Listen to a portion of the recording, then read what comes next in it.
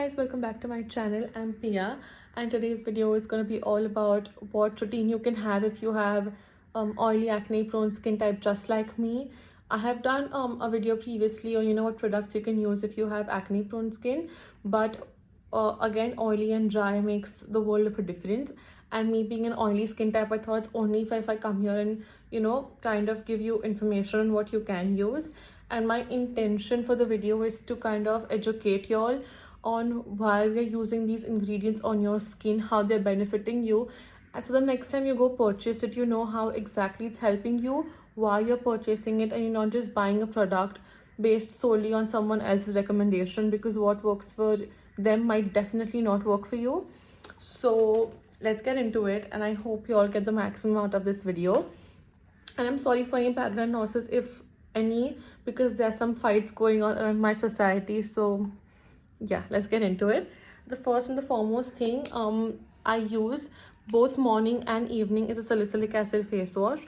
This is the one by Minimalist. I am personally using the one by CeraVe at night and this in the morning, but that is not available in India yet, so this is good too. This is like my third bottle. Now what salicylic acid does is it kind of totally gets all the gunk bacteria out of your pores. It helps to unclog the pores, which is basically the breeding cause for acne, especially these whiteheads that you see here. So yeah, I cannot do without this, and I feel like especially for oily skin this is good, because again, salicylic acid is a PHA, which is a mild exfoliant. 2% is just enough. A lot of people, if you're not using this face wash, you can also apply the serum to help you. But I feel for oily prone skin you can always use a face wash, because for dry skin type it might cause like a bit of a dryness and peeling, but for oily skin it works perfectly fine. And another thing is that a lot of people just put on the face wash and then the next second they wash it off. You don't do that. It is an exfoliant, so you need to let it be, lather it on your face, leave it for a minute or two till then you can like brush your teeth or do some other activities, let it settle in, do the work it's supposed to do, and then wash it off. At night I always double cleanse. So yeah, my morning first I start off with this. Then what I use next is without fail I use vitamin C. Now again, for a lot of dry skin people vitamin C does not suit them, but for oily skin I don't think it has any issues. At least for me it's been perfect. But for a lot of people who have oily and sensitive skin, it can cause a mild bit of purging. So for people who start vitamin C and I feel like they're getting a bit of redness, inflammation, use it for a more day or two. But if you use it for more than 3 days after that and you still see you're getting breakouts or inflammation, stop using it. It's probably not suiting you or the concentration is too much. But for those of y'all who it suits, I think vitamin C is a must. It's an antioxidant, helps with collagen and everything about vitamin C is in genuinely, which I have mentioned in multiple of my videos before, why vitamin C is important. So I cannot do without it. I have been using it religiously. I see a difference, which is why I don't plan on stopping it either. Now there's a lot of contradiction whether vitamin C is essential in your routine or not, but at least the doctors I follow, they say that there's no harm in using it. It's only going to help with collagen buildup, especially after your 20s. Your collagen kind of starts decreasing with 1% every year, so it's not going to give a lot of it, but at least going to help a little bit. It helps with dark spot fading and all, at a very slow rate and mild concentration, but it still does help and I see a difference. So whoever has started using vitamin C around me too have seen a difference in their skin quality and the dark spots and a little bit of brightening. So I really love it. The next thing that I do in the morning is use a moisturizer. Now oily skin, I used to not use moisturizer for the longest time, which is the worst thing I could have done to my face out of the many other things that I have done. But I have explained previously why oily skin needs a moisturizer, so I think it is definitely a must. Now it's tricky which moisturizer should be used. I love using moisturizers which have like a lot of peptides and ceramides, because they're the building blocks of the skin. They help with barrier protection, they helps against dehydration, plumps up your skin, etc, etc, etc, can go on. They're brilliant. So the ones I have personally liked are the ones by the Formula RX, which is now over and I've yet to order the new one. So I love that one. It's lightweight, it does not cause any oil production further, which is why I can use it in a good quantity both morning and evening. Even the one by Foxtail, these are all ceramide moisturizers. Even the one by Foxtail is excellent, you can use that one too. Currently I'm using the one by Face Skin. This is their daily moisturizer. It has hyaluronic acid, PGA, and ceramides. Suits my skin, does not cause any oil production, hydrates, and I use this both in the morning and in the evening. So for all the oily skin people, definitely don't skip out on moisturizer at all.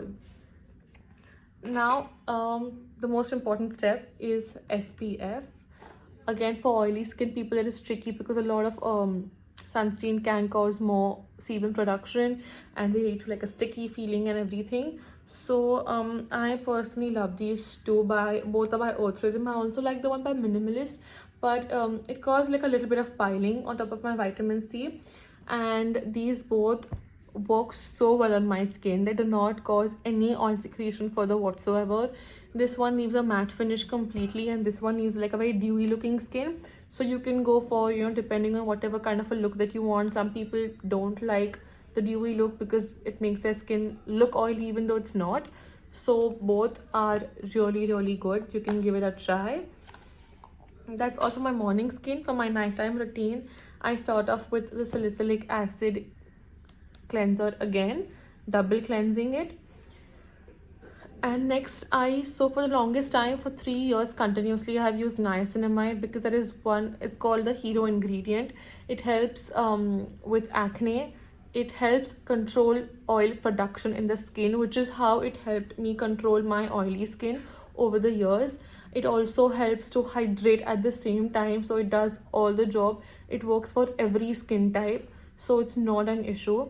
I have recently stopped using niacinamide because I wanted to shift to a different serum to see how that works for my skin. But niacinamide, I feel, should be used by each and every person, especially if you're starting out on your skincare routine. It's not going to harm you in any way. It's completely safe. If you feel it is not working for you, stop it. But for 99% of the population, it does work, at least according to what I have seen around me. So what I am using currently is azelaic acid, which also helps with acne. Does not cause oil production further because the only thing it does is it helps reduce inflammation. It helps with pigmentation. So I think it basically does calm your skin a lot. So it doesn't have any factor to stop oil production the way niacinamide does, but it definitely does not increase it and helps with acne at the same time. And another serum that I'm using at night is the tranexamic acid, which is by the Tooth Therapy. Now this is used specially in cases of hyperpigmentation. So in areas where I break out a lot and all, that's where I use it. I don't use this every day. I keep alternating between the two. But yeah, these are both what I'm using currently and they work for my skin.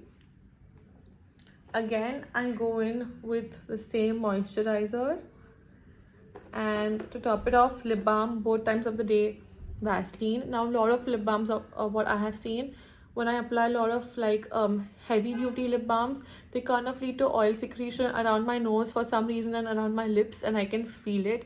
But Vaseline is like the one thing that you can always trust no matter what. It can never go wrong, never harm you in any way.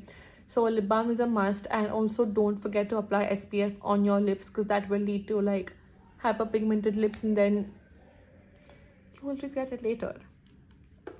So yeah, this was all for the acne skin routine. Not a lot.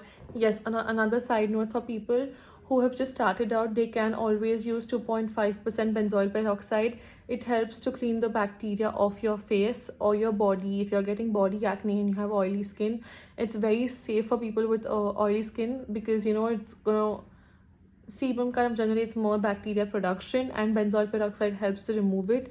It can also be used as a spot treatment, but again, spot treatment is something, always talk to your dermatologist before using. And yeah, I guess that's it. So I hope you all liked it. If you all did, please like, share and subscribe to my channel, and I hope you all learned something out of it. I hope you all learn at least what like a few serums do, and know your product. That's I feel like I should keep saying it, but know your products before you buy them thoroughly. learn how to read ingredients, learn how to read products. Don't buy into brands just based on of their what they are portraying and what they are showing. A lot of brands show something else, but on the ingredient list, but it doesn't really work that way. So be careful as to what you're buying, because the market is being crazily flooded by every other person, you know, like removing a skincare brand. But again, don't judge the book by its cover. So yeah, hope it helps you all, and see you next time. Bye.